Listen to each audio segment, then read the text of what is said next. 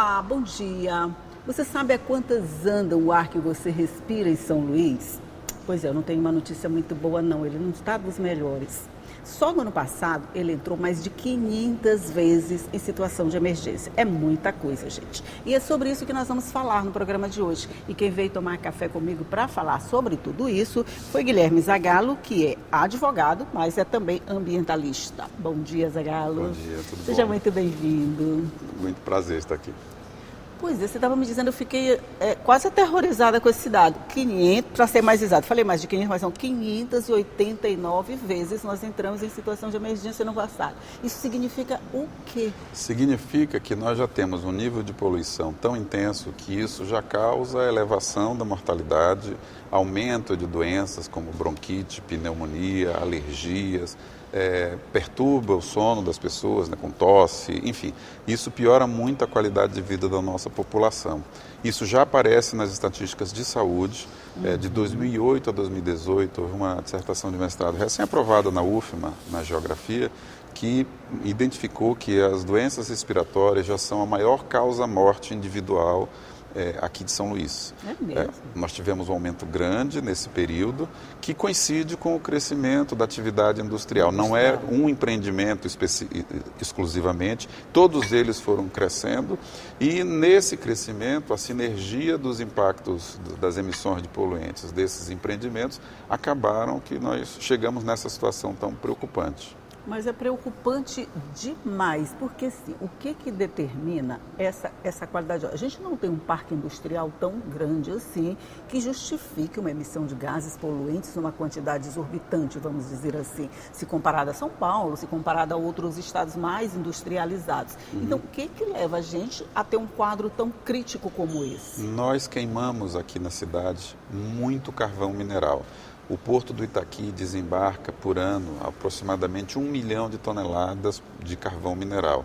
E a Alumar, no seu porto, desembarca outras 486 mil toneladas. Afora outros poluentes, por exemplo, a Alumar importa 286 mil toneladas de óleo combustível, 32 mil toneladas de coque, enfim, que é um tipo de carvão industrial também, é um carvão mineral industrializado, com já algum processamento.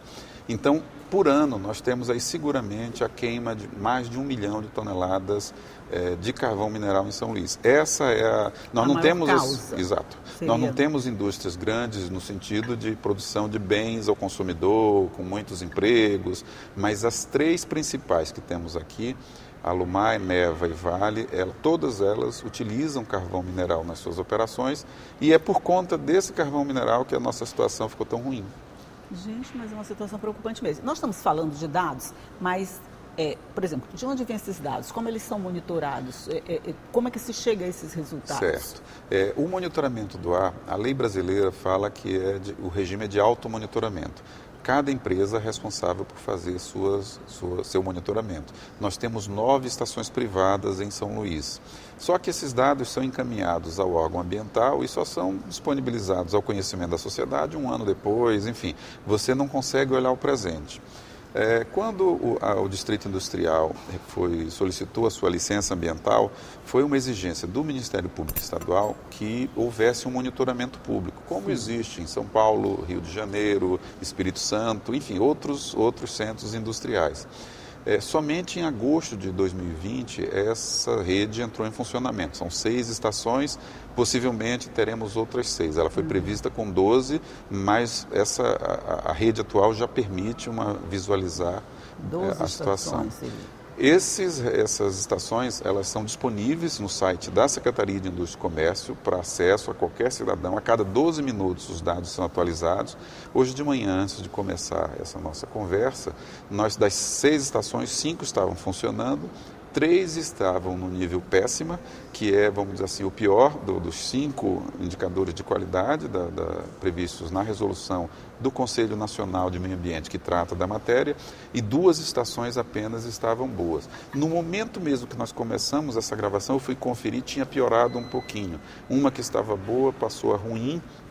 Enfim, isso é dinâmico, então né? A gente tinha 3 péssimas e 2 boas. 2 boas. Antes da gente começar A que efetivamente estava o boa dia, piorou. a gente já estava com 4, já que não estava muito boa, só uma. Exato. Essas 5 estações de monitoramento, elas se referem todas a São Luís? Todas a São Luís, nominadamente Anjo da Guarda, Vila Maranhão, Estiva, Santa Bárbara, Vila Sarney e Pedrinhas. São os locais de instalação das 6 estações. Que fazem o monitoramento de toda a ilha? Ou só Na de São verdade, Luís? prioritariamente do distrito industrial, que fica todo dentro do município de São Luís. Porque as maiores, e faz sentido isso, as maiores emissões, elas acontecem no distrito industrial. A direção de ventos predominante em São Luís é nordeste, então o vento vem do oceano, passa pelas praias, e passa no centro da cidade e depois passa no distrito industrial. Então faz sentido a rede de monitoramento está focada no local onde as emissões acontecem, porque o impacto nesses locais acaba sendo maior. Eu peguei essa direção do vento aí que você falou. Se a gente, por exemplo, aqui na Assembleia, a gente está um pouquinho perto da praia, a gente recebe esse vento. Quando a gente já recebe um ar mais limpo, vamos dizer. Sim. À medida que se aproxima do parque industrial, a gente já vai tendo um ar mais pesado, mais carregado? Exatamente. Mas, por exemplo, alguns gases, eles não vão, eles ficam em baixa altitude, então eles se espalham até um pouco fora da questão da direção dos ventos. Vou mencionar aqui o exemplo de óxidos de nitrogênio. As emissões de óxidos de nitrogênio do distrito industrial alcançam, por exemplo, o centro de São Luís. Então, toda aquela área, Itaquibacanga, Anjo da Guarda, Vila Embratel, Saviana, Madre Deus, o centro de São Luís, é pertinho, sim, acabam sendo alcançados, não na mesma intensidade, numa intensidade menor. É por isso que, nessa mesma pesquisa que identificou o aumento da mortalidade, também identificou onde, pegou dados do SUS, onde que aconteciam essas mortes em 2018. E identificou claramente uma mortalidade maior na região central de São Luís e no distrito industrial. Quer dizer, isso já é bem perceptível nesses dados, nesses relatórios que são feitos. Essas mortes são silenciosas, né? A gente são silenciosas. pouco sabe Elas podem disso. ser confundidas com outras causas, com outros problemas, né? A gente tem tanto problema, a gente tem a elevação da temperatura agora também, que está dando muito problema, né? E com isso, eu acho que esses dados podem ficar camuflados com outras causas. Sim. É por isso que uma das coisas que é importante que nós tenhamos, já que nós convivemos com uma atividade industrial tão intensa, é necessário um monitoramento epidemiológico permanente dessas populações mais atingidas, para identificar se a causa é uma causa natural, algum fator genético, comportamental, ou se os fatores ambientais são predominantes ou foram impactantes para aquela situação. A gente tem uma possibilidade de expansão do nosso parque industrial. E eu já não falo tanto em São Luís, mas a gente tem essa expansão em outros municípios, possivelmente a partir do próximo ano, com instalação de novas indústrias, essa coisa toda. Esse quadro, ele pode se agravar a partir de então? Pode. Existe na Câmara de Vereadores foi aprovada uma revisão do plano diretor de São Luís e no início do primeiro semestre, está no executivo por enquanto, mas vai ser encaminhada a previsão meados de março, abril, uma nova lei de zoneamento e uso do solo, que pretende ampliar o distrito industrial. É muito preocupante porque na situação que está, nós até podemos ter mais indústrias, desde que a gente tenha alguma intervenção estatal, Secretaria de Estado de Meio Ambiente e IBAMA, ambas, porque nós temos licenças ambientais estaduais e federais, adotem providências para primeiro trazer a qualidade do ar para os níveis aceitáveis, aí sim seria possível discutir a instalação de novas indústrias. Então é muito preocupante que esteja em discussão essa possibilidade de ampliação do distrito industrial, porque o problema não é só a qualidade do ar. Junto com esses gases poluentes, também são emitidos para a atmosfera metais pesados. Sim. Então, podemos fazer uma conversa mais detalhada sobre isso, mas nós temos uma contaminação generalizada hoje da água da Baía de São Marcos e de frutos do mar produzidos na Baía de São Marcos por metais pesados. Esse quadro que você está pintando, ele não está muito bom. Ele não está muito bom. Fora a instalação de novas indústrias, como a gente está falando, o crescimento desse parque industrial, a gente tem também o número de queimadas. O Maranhão é quase um recordista de número de queimadas. Quer dizer, a gente tem vários fatores agravantes para essa situação. É verdade. Isso é bem preocupante, né? É verdade. Vamos deixar essa resposta para o próximo bloco? A gente vai fazer só o intervalinho, a gente toma um café, toma uma água, mas mas a gente volta rapidinho, um minuto só.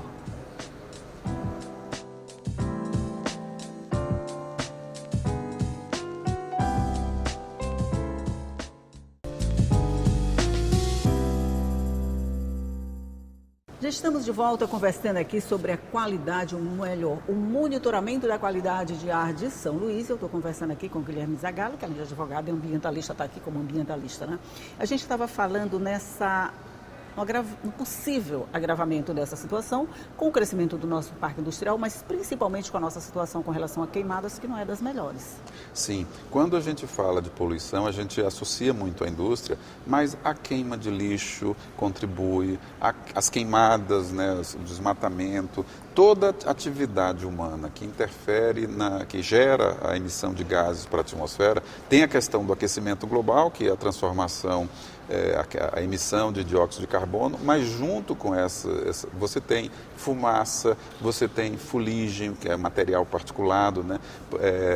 No passado, que gruda bem no nariz da gente, né? Se fosse só no nariz, mas isso vai para o pulmão, entope o sistema respiratório nosso, não tem como você limpar. Quem é fumante para de fumar 20 anos depois, no dia que faz a autópsia, o pulmão está lá na cor escura por conta do consumo de cigarros durante um período. Então, as consequências, por exemplo, se a gente conseguisse trazer hoje São Luís imediatamente para níveis razoáveis. Dentro do que a lei permite, ainda assim, durante décadas nós teríamos que lidar com os impactos daquilo que já impactou a população, metais pesados, por exemplo, que se depositaram nos sedimentos da Baía de São Marcos. Nós temos sarnambis, ostras, caranguejos, siris, peixes contaminados. Então, isso é cumulativo no sistema. Se um peixe consome um marisco, isso intoxica o peixe, nós consumimos o peixe, isso vai ficar... O nosso sistema digestivo, ele não evoluiu para eliminar totalmente essas toxinas. Então, é possível que não foi feito para isso. Não. A médio e longo prazo, a gente venha desenvolver, além das doenças respiratórias, outras doenças causadas por essa intoxicação. Mas com relação a isso, já tem dados que justifiquem essa preocupação, quer dizer, essa contaminação da Bahia, dos mariscos? Sim, nós temos já uma série de artigos científicos, dissertações de mestrado, teses de doutorado sobre o assunto. Agora mesmo, no dia 4 e 5 de dezembro, haverá um seminário científico na Universidade Federal do Maranhão, no auditório setorial do Centro de Ciências Humanas, com apresentação por biólogos, posso mencionar, por exemplo, a professora Flávia Moschel, que estuda os mangues, dentre tantos outros pesquisadores. Ele não é um seminário para apresentação de estudos novos, mas uma tentativa de reunir e divulgar aquilo que já existe ao longo das últimas 2 décadas de produção científica das nossas universidades, UFMA, UEMA, IFMA, e que mostram essa contaminação. Quando a gente fala, por exemplo, contaminação de água, nós temos aí pelo menos 7 metais pesados, chumbo, cádmio, cromo, níquel, cobre, na água da Baía de São Marcos. Isso contamina os peixes, contamina até o pescado, por exemplo, da raposa, que teoricamente está mais próximo do Oceano Atlântico, que teria um impacto menor. Hoje já se encontra nesses estudos algum material com essa contaminação. Muito preocupante mesmo. E o que tem sido feito? Como é de domínio público, né, esse monitoramento, os resultados dele, o que tem sido feito para, vamos dizer, se não acabar, pelo menos, minimizar esses efeitos todos? Olha, o assunto ele entrou em evidência há coisa de uns 2 meses, mais ou menos, quando, após a importância da imprensa nesse momento, né, quando a imprensa começou a dar a divulgação, por isso agradeço a oportunidade dessa conversa detalhada. A SEMA, por exemplo, notificou já algumas das empresas que atuam no Distrito Industrial para que prestem esclarecimentos. É um processo de fiscalização. Como é um processo técnico, é preciso cautela, a gente também não pode sair linchando empresa nenhuma, jogando pedra.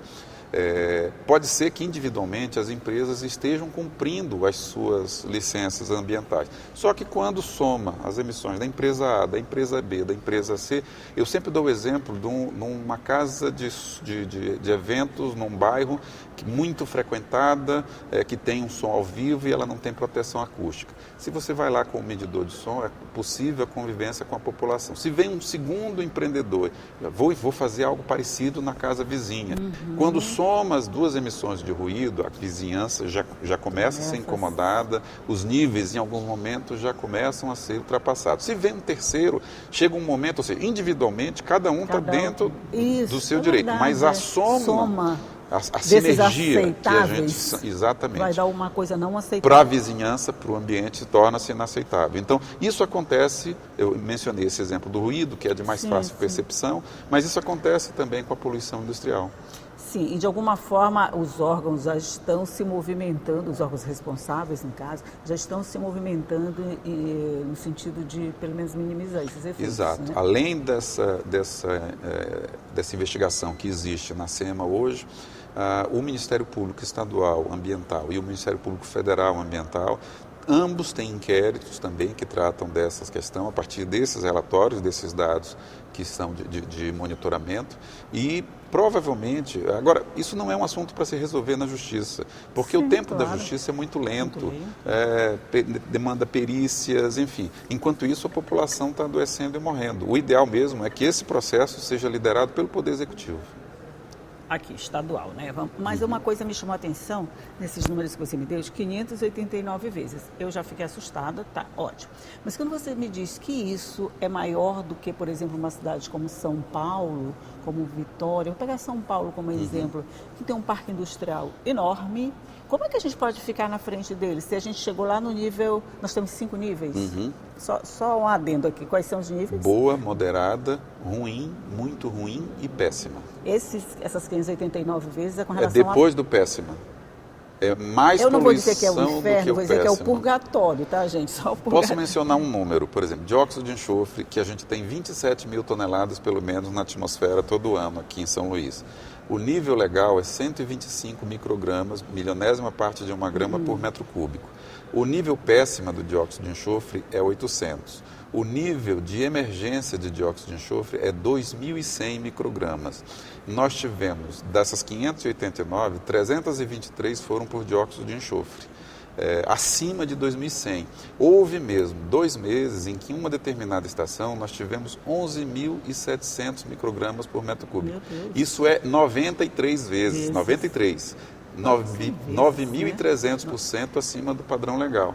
É muito, é exagerado. Então não é mais o purgatório não, já vou outro lugar mesmo, viu?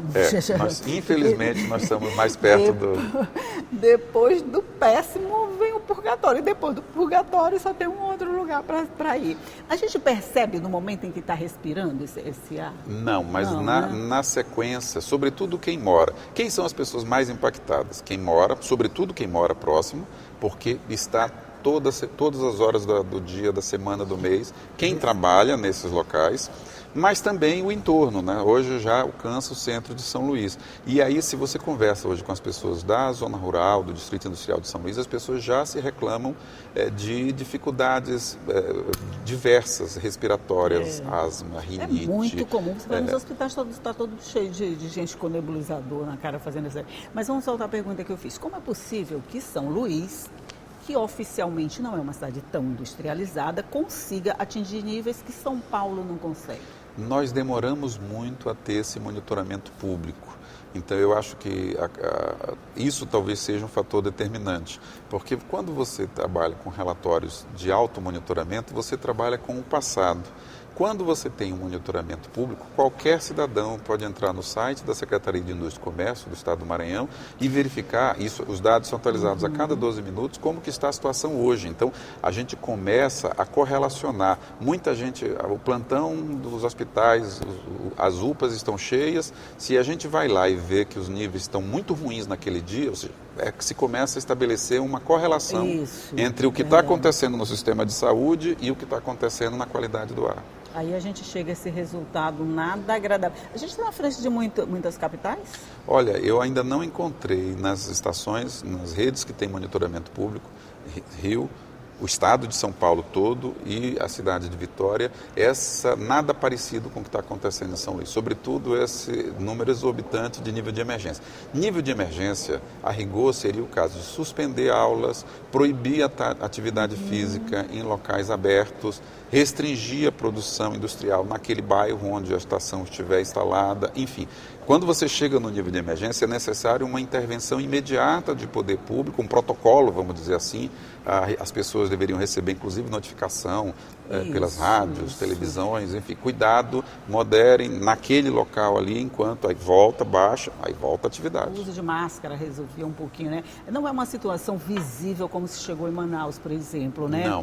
Onde a coisa estava lá, você estava vendo, ou você não estava vendo mais nada, né? Com aquela poeira toda. Quer dizer, o nosso é mais perigoso porque não é visível. Exato.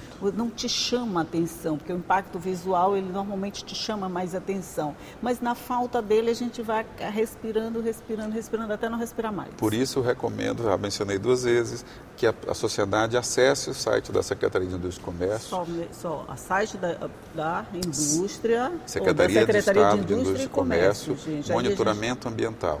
Lá, esses dados são online, não há interferência humana, ou seja, ninguém coloca, os próprios equipamentos já disponibilizam isso para a internet, e aí as pessoas tomam as suas decisões. Vou para um jogo de futebol hoje, está bom?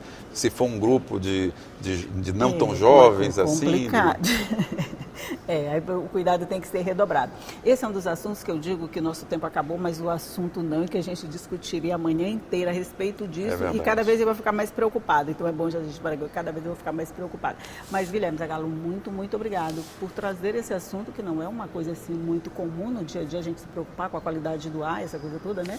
A gente se preocupa com tanta coisa e acaba não prestando atenção no que é mais importante, o ar que a gente respira. Olha, eu agradeço muito. A coisa mais importante nesse momento é esse trabalho de divulgação dessa informação tão preocupante, porque as pessoas só vão se mobilizar, se organizar, cobrar soluções, organizar a sua vida, planejar a sua vida, sabendo do que está acontecendo no seu entorno, no seu bairro, na sua região.